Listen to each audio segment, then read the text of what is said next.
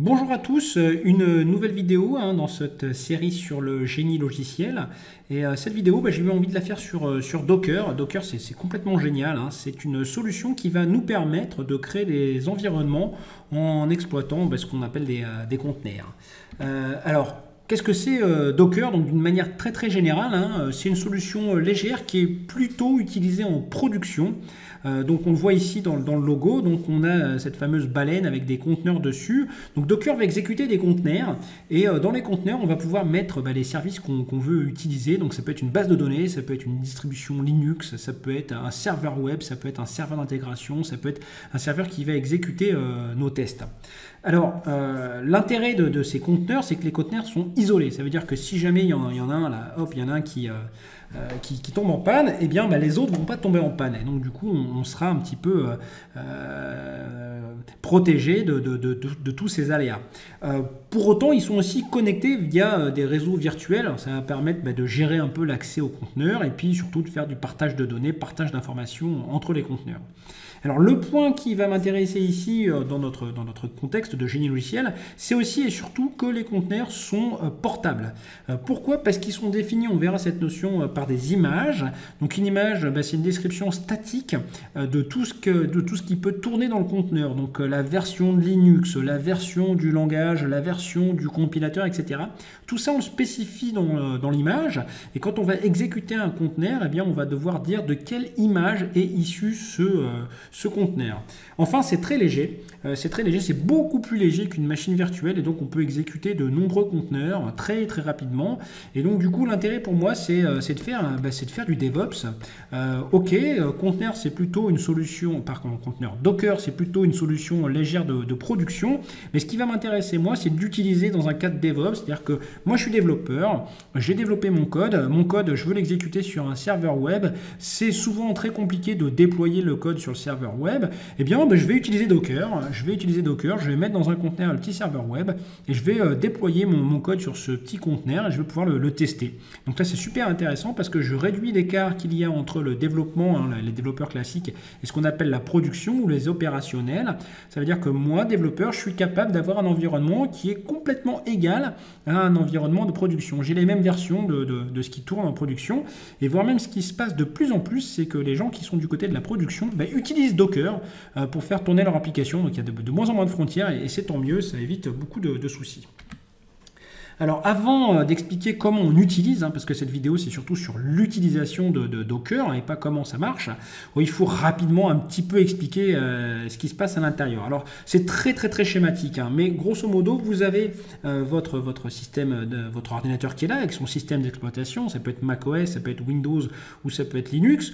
Donc votre système d'exploitation il va gérer le disque dur, il va gérer le réseau et tout ce genre de choses. Et puis en fait vous allez installer ce qu'on appelle un serveur Docker. Donc vous avez un serveur Docker qui va tourner sur votre système d'exploitation, d'accord? C'est parfois ce qu'on appelle aussi le host. Donc c'est un serveur, et ce serveur, il va pouvoir, lui, avoir des réseaux, des mini-réseaux virtuels, donc il gère ses propres réseaux, et dans ces réseaux, il va pouvoir brancher des conteneurs, et dans les conteneurs, il va brancher des applis, quoi, en gros. Donc voilà comment ça marche, quoi. Donc si vous voulez mettre un serveur web, vous mettez votre web serveur ici, toc, dans un conteneur, web server, ok, et ce serveur web, il pourra par exemple accéder à une base de données qui sera dans un autre conteneur et ils seront dans leur propre sous-réseau, donc c'est complètement génial. Alors ce qu'on peut faire de plus, mais alors là je ne vais pas du tout le présenter, même pas la façon utilisateur dans cette vidéo, c'est avoir deux hosts qui tournent sur deux machines différentes. Donc on peut en gros les connecter ou mettre des réseaux partagés entre ces deux hosts et faire en sorte que les conteneurs communiquent. Mais ça je ne vais pas du tout présenter ça, je resterai plutôt monoposte et faire son propre petit réseau avec des petits conteneurs et ainsi pouvoir prototyper son application. Allez, on va commencer de suite. Alors pour commencer, il vous faut installer Docker. Alors là, j'ai pas grand chose à vous dire, juste allez sur le site web de Docker qui est là, choisissez l'host sur votre système d'exploitation. Est-ce que vous êtes comme moi, vous utilisez Windows? Est-ce que vous êtes plutôt macOS ou Linux? Donc vous suivez la procédure, vous installez le serveur Docker ou le host sur votre machine, et puis ensuite, une fois que vous avez installé ce serveur Docker, vous avez un petit client qui est accessible en ligne de commande, et vous pouvez demander au serveur d'exécuter des actions. Donc par exemple ici Docker, c'est est-ce que s'il te plaît host, est-ce que tu peux me donner ta version? Donc c'est chose que je vais faire de suite pour vous montrer que c'est très simple. Donc là, je suis sous PowerShell, donc je fais docker moins version, tac, et il va me dire voilà, ma version c'est la 17.03. Voilà, donc là, moi je vais considérer que vous avez installé Docker, sinon ben, revenez de suite, là, installez-le et revenez de suite, vous allez voir qu'on va pouvoir faire des choses vraiment intéressantes. Allez, alors, la première commande et la commande la centrale au niveau de Docker, c'est la commande run. Donc on va demander au serveur, hey serveur, hey host, est-ce que tu peux exécuter la commande run? Donc cette commande run, elle demande le nom d'une image. Donc une image, rapidement, je dis ce que c'est quelque chose qui va décrire quels sont les exécutables qui vont être chargés dans votre conteneur et quelles sont les choses que Docker va exécuter. Donc là, on va demander à Docker d'aller chercher une image qui s'appelle Hello World. Et il ne l'a pas sur votre machine, vous ne l'avez pas par défaut quand on installe Docker. Donc en fait, il va la chercher sur le Docker Hub. Donc première étape, il va dire je ne l'ai pas. Deuxième étape, il va dire je vais la chercher sur Docker. Donc c'est un accès réseau. Il va la télécharger. Voilà, il la télécharge. Et une fois qu'il l'a téléchargé, il va pouvoir créer, donc là le serveur Docker va créer un nouveau conteneur. Voilà. Et ce conteneur, eh bien, ce sera le conteneur de cette image et il va exécuter l'exécutable qui se trouve dans cette image. Donc ici, vous allez voir que c'est pas grand-chose. Il va exécuter le Hello World en fait, qui est dans cette image. Donc je le fais de suite, vous allez voir que c'est assez simple. Donc je fais Docker, run, donc hey serveur Docker, est-ce que tu peux exécuter quoi cette image Hello World hop là, voilà. Et alors là, il me dit exactement, mais non, mais moi je la connais pas cette image. Ah ben je vais aller la télécharger, voilà. Donc là il a téléchargé, moi ça va très vite sur mon réseau. Et une fois qu'il l'a téléchargé, hop, il me dit, bim. Voilà, je l'exécute. Bon, ben ça fait de la pub. Hein. En gros, ça raffiche l'image qui est là. Et puis, il me dit même, hey, si tu veux quelque chose de beaucoup plus sympa, tu devrais essayer Docker Run -it Ubuntu Bash. Ça tombe bien parce que c'est exactement ce que je m'apprêtais à vous présenter parce qu'on n'a pas vu grand-chose avec Hello World. Vous allez voir que cette commande-là, elle est complètement géniale. Donc, ça me permet d'introduire deux nouvelles options, des options très simples de la commande. On est toujours sur la commande Run. Hein. L'option "-i" et l'option "-t". L'option "-i", ça veut dire interagir. Donc, je vais interagir avec ce conteneur. Là, le tout premier truc qu'on a fait, on n'interagissait pas du tout. Là, on va interagir. Et on va interagir comment? Avec le terminal. Bon, avec le clavier et l'écran, quoi.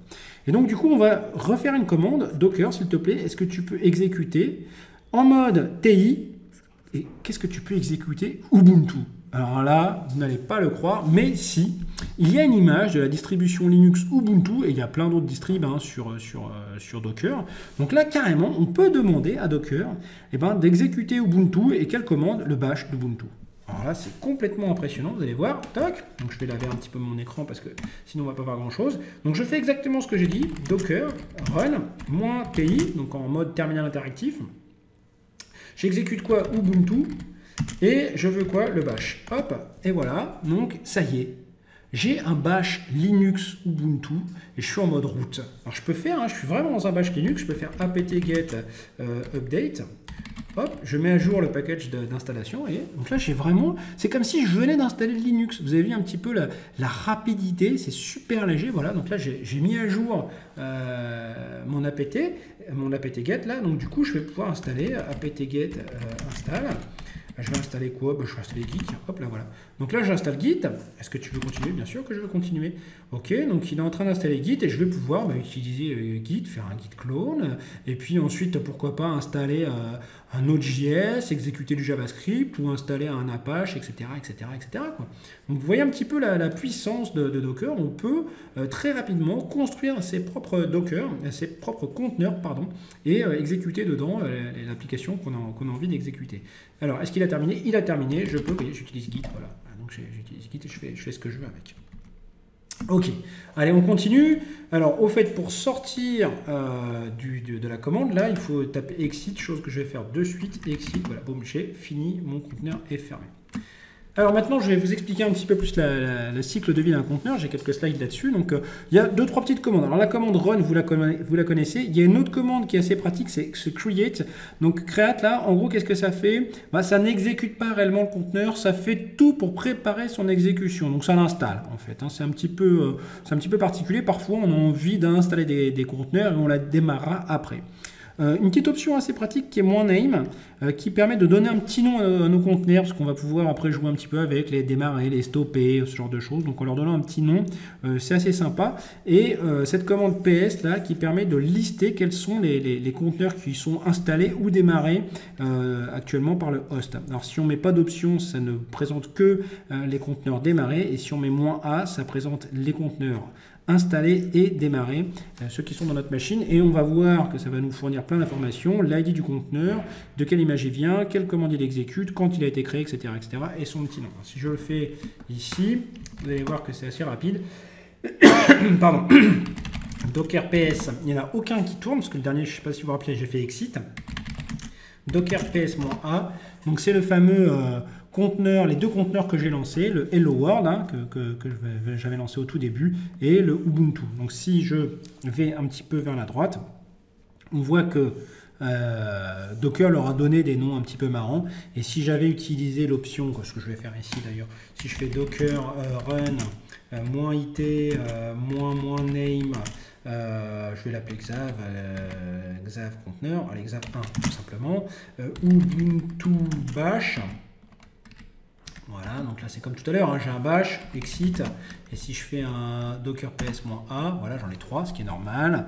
Si jamais je viens ici, je vois que le petit nom c'est Xav1, ce qui pourra m'être utile ensuite quand je vais vouloir manipuler ce conteneur.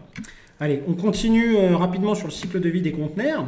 Donc on a la commande stop qui permet d'arrêter un conteneur qui aurait été démarré, et la commande start qui permet elle de redémarrer un conteneur qui a été arrêté. Donc là on va s'amuser avec un conteneur, et puis on va mettre deux consoles pour voir un petit peu ce qu'on peut faire. J'ai aussi la commande exec qui permet de demander à un conteneur d'exécuter une commande. Donc là ici je demande au conteneur, donc là c'est le nom du conteneur, d'exécuter la commande ls. Donc on y va, on s'amuse un petit peu. J'ai 3 conteneurs, qu'est-ce que je vais faire? Je vais en redémarrer un, je vais faire docker start en mode interactif, et je l'ai appelé Xav1. Voilà, hop, donc voilà, il est là. Alors qu'est-ce que je vais faire? Je vais lancer un autre PowerShell ici. Hop, je le mets un petit peu plus bas. Je vais faire un docker PS, docker PS, voyons. Voilà, donc là je vois que le conteneur Xav1, il est démarré. Il faut que j'aille chercher mon ascenseur qui est là. Tac. Voilà, c'est Xav1, il est démarré, d'accord? Il est là, il est bien démarré là. Alors ce que je peux faire, c'est je peux faire docker stop Xav1. Voilà, hop. Hop, il est arrêté. Vous voyez ici, ça s'est automatiquement arrêté. Voilà, donc je peux m'amuser à l'infini, le démarrer comme ça, etc., etc. Alors ce que je vais faire autre chose. Je vais faire un petit touch. Je ne sais pas si vous connaissez cette commande, ça crée un fichier. Donc je l'appelle hello.txt. Voilà, j'ai créé un conteneur. J'ai créé un fichier hello.txt. Si je fais un ls, il est là, tout va bien. Et ici, de l'extérieur, je vais demander, hop là je vais me mettre là, vous devriez y voir quand même, je vais demander Docker, s'il te plaît, est-ce que tu peux exécuter une commande? Oui, mais sur qui? Sur le conteneur Xav1, est-ce que tu peux exécuter ls, s'il te plaît? Et boum, donc il m'exécute la commande ls, et il me donne le résultat. Vous voyez que là je vois mon hello txt. Donc c'est quand même pas mal du tout. Donc là je ferme ce PowerShell, et là je vais arrêter mon conteneur. Ok? C'est quand même pas mal, on peut bien jouer avec les Dockers. Là. Allez, on continue un petit peu, et puis je m'arrêterai là pour cette première série. Il y aura d'autres séries où je vais aller beaucoup plus loin sur Docker. On peut maintenant supprimer un conteneur. C'est la commande rm, donc soit en lui donnant l'id du conteneur, soit en lui donnant le nom. Je peux forcer, mon F c'est pour forcer l'arrêt, parce que des fois on ne peut pas arrêter parce qu'il tourne. Et ce que je peux faire, c'est au démarrage, si je fais un run -rm, si j'utilise -rm, ça veut dire que lorsque je ferai un exit, il sera automatiquement supprimé. Ça aide parce que parfois on se retourne avec beaucoup de conteneurs qui tournent et on ne sait plus trop ce qu'ils font.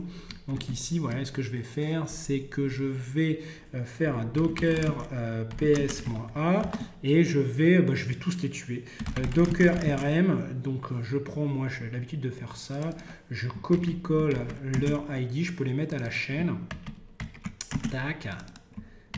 Tac, voilà, je vais supprimer les 3. Ouais, j'ai le droit, génial. Donc docker ps-a, il n'y a plus personne dans la machine. Alors maintenant, si je fais un docker run -it -rm, et là je fais ubuntu bash, d'accord. Donc là, je lance encore un shell, mais là, j'ai mis l'option "-rm", donc ls, je peux faire ce que je veux, et là, je décide de faire un exit, eh bien, il sera non seulement stoppé, mais aussi supprimé. Donc si je fais un docker ps-a, il n'y est pas. Voilà. Ok, donc là on a vu pas mal de choses. Je m'arrête là sur cette première vidéo. Je présenterai par la suite beaucoup plus de concepts qui sont fort intéressants pour notre propos. Je vais présenter notamment la redirection de port qui permet d'installer par exemple une application web sur un conteneur et puis de l'avoir à partir directement de votre machine. J'expliquerai comment on met une base de données sur un conteneur et puis j'expliquerai comment on fait un réseau avec 2-3 conteneurs qui nous permet carrément de simuler mon serveur web et ma base de données et puis ça sera pas mal pour la prochaine vidéo. Voilà, à très bientôt donc.